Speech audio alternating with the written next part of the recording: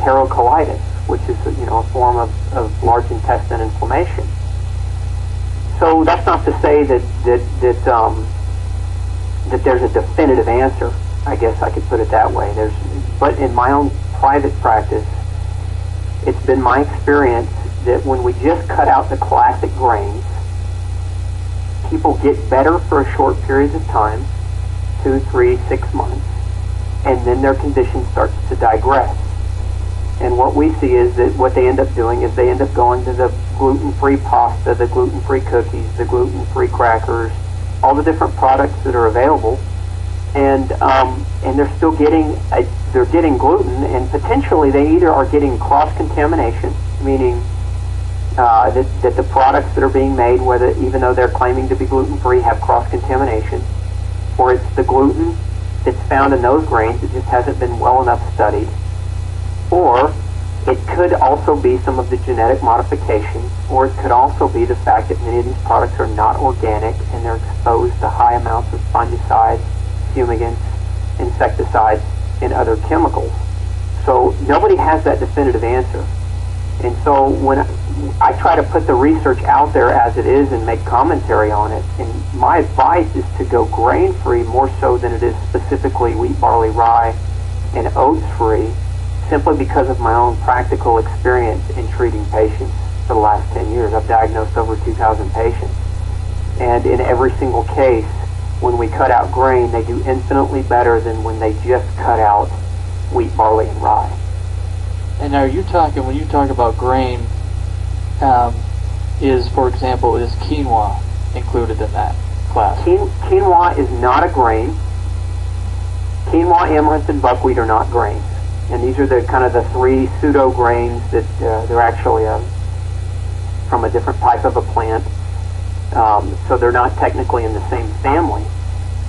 And I do recommend avoidance of those for the first 6 months, at least in patients that are newly diagnosed. And the main reason is because of cross-contamination. Okay.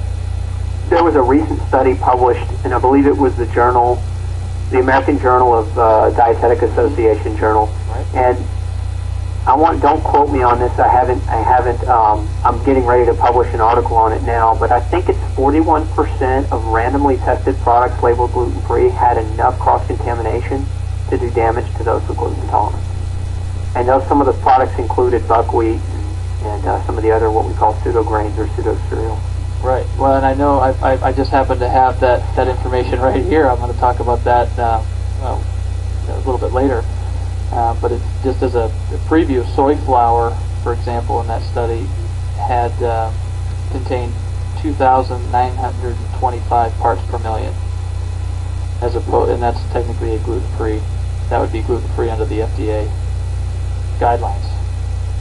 So that doesn't qualify as gluten-free as far as I'm concerned.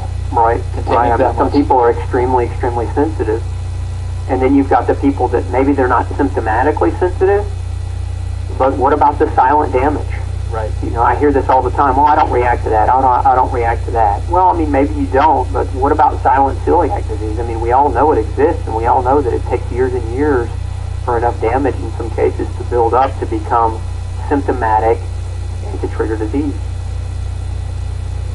Well, do you find that as the 2,000 patients that you've worked with, I mean, it seems like, I'm hearing a little bit more and more that people, they try gluten-free or you see articles on it, and they went gluten-free and they're just not getting better.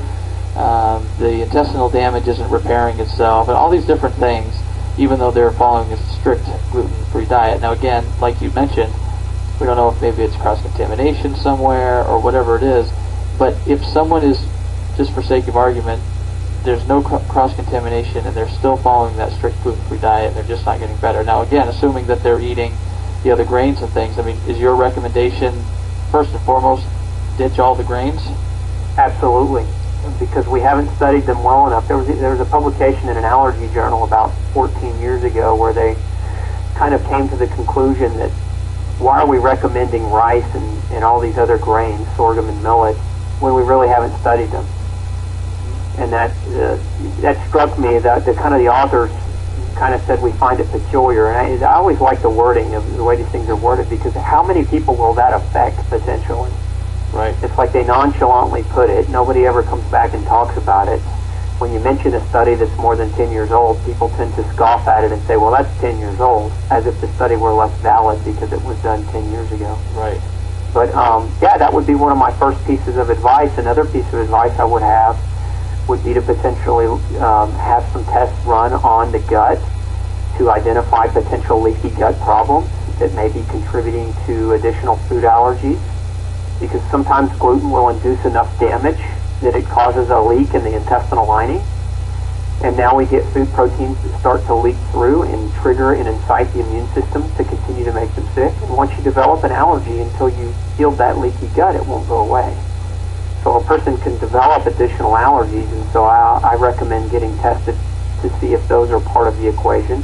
And I also recommend having nutritional testing done, because as we know, in gluten sensitivity, malabsorption and maldigestion and malnutrition are major factors. And it's very rare that I see doctors measuring nutritional status in these types of patients. But my advice, there were a couple of studies done where they did 10-year follow-ups with celiac patients and found that they had high tendencies toward malabsorption even being on a gluten-free diet. And why do you think that is? Do you think it? I've always thought that always thought for the last year and a half.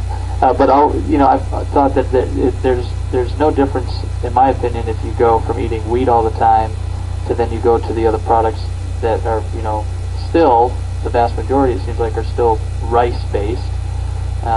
So you go from eating all wheat to all rice, but now it's not enriched with anything. So it's, those types of products potentially, they're less nutritious.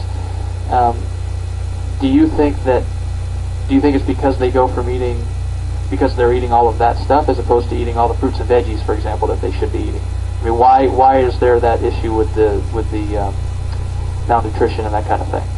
Well, I think there are multiple reasons. One is scarring of the villi, and so you have it's kind of like when you get a cut on the arm and it scars the tissue. It still heals, but it's not the same as your skin.